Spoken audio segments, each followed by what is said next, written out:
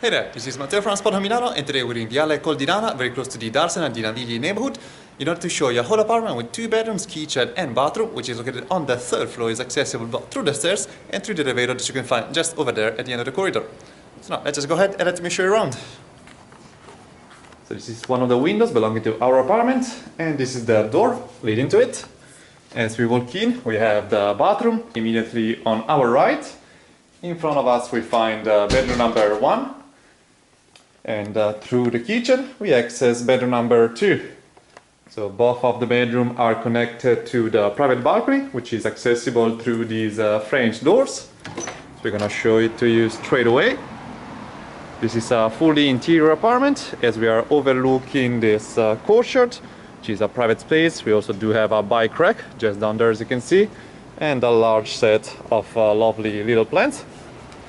We do have some cupboards where you can store the cleaning products, while on this side we also find some racks to dry your clothes after washing. There is a reception service, which is just down here. And we can now proceed showing you the bedrooms, starting with bedroom number 2, which is fully furnished, as you can tell. It's pretty nice and cozy. In this corner we have a classic style TV on top of this cupboard. On the side we have a large and spacious desk with 2 chairs where you can work and study. Pretty vintage lamp up here. We do have an air conditioning unit in that corner, while the bed in this case is a queen size one with its bedside table and lamp and a couple of built-in drawers. On the opposite end we find a very large standalone wardrobe with plenty of compartments. So in this one you do already find some racks as well as the ironing board. And we have a second door over here with additional blankets and pillows. And there's also a large set of drawers down here.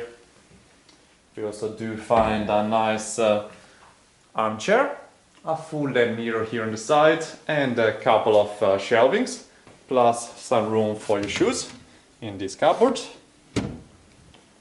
Now, as we mentioned, bedroom number 2 is accessible walking through the kitchen, which is pretty tiny but still fully equipped. We do have a little window here overlooking the access to the apartment, and we do have the safety fences. At the bottom we find this sink with a flexible hose, which is handy for doing your dishes, room for the rubbish, and here we also find a pretty large dishwasher. On the top we have a cupboard, including the rack to dry your plates after washing.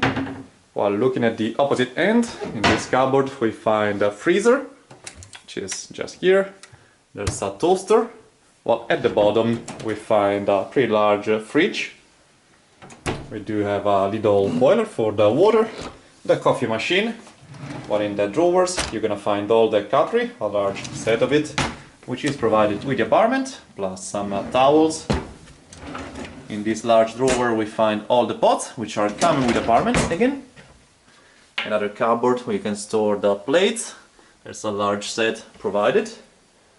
On the side we do have the oven, and on top of it we have a gas stove with a fan built in.